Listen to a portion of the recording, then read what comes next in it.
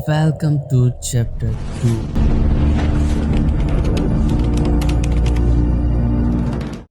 तुमने कभी पतंग को ध्यान से देखा है? पतंग की ख्वाहिश हमेशा आसमान को छूने की होती है, लेकिन उसकी पहचान उसकी उड़ान से नहीं, उस डोर से होती है जो उसे आसमान से जोड़ कर रखती है। और शायद हम सब भी किसी न किसी डोर से जुड़े होते हैं। और मेरी डोर मुझे बेंगलोर से वापस घर बुला रही है।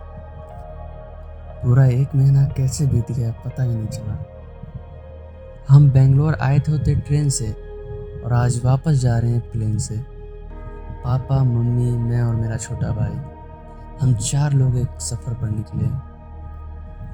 एयरपोर्ट की भागदौड़ में कैमरा निकालने का वक्त ही नहीं मिला, इसलिए कहानी शुरू हुई सीधा प्लेन के अंदर।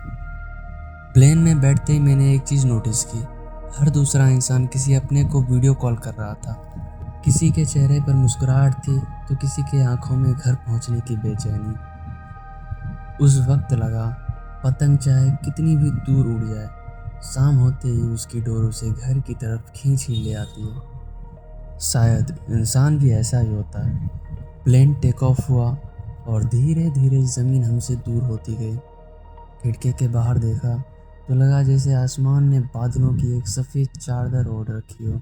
उस चादर के ऊपर उड़ते हुए लगा कि जैसे दुनिया कितनी छोटी है, लेकिन जिस घर की तरफ हम लौट रहे होते हैं उससे बड़ी जगह शायद दुनिया में कहीं नहीं होती।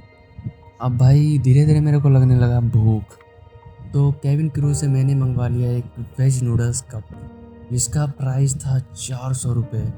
लिटरली भाई 400 रुपये, इतने में तो ढाबे पे 4 बंदा पेट भर के खा सकता है। भाई इतना महंगा कौन देता है यार। अगर टेस्ट की बात करें तो ठीक ही है, मगर 400 रुपये के लायक तो नहीं है। फिर मुझे रियलाइज़ हुआ कि कीमत हमेशा चीज़ की नहीं होती, कभी कभी जगह की भी होती है। और कुछ चीज़ें ऐसी भी होती है, चाहे तुम दुनिया के किसी भी कोने में चले जाओ, उनकी कीमत कभी नहीं बदलती। जैसे कि घर का खाना, अपनों के साथ बैठकर खाना और घर लौटने की खुशी। थोड़ी देर बाद प्लेन धीरे धीरे नीचे उतरने लगा और मुझे फिर वही पतंग याद आ गई, जो जितनी भी ऊपर उड़ ले उसकी कहानी आखिर में उसी ज़मीन पर पूरी होती है जहाँ से उसने पहली उड़ान भरी थी। Welcome to Patna.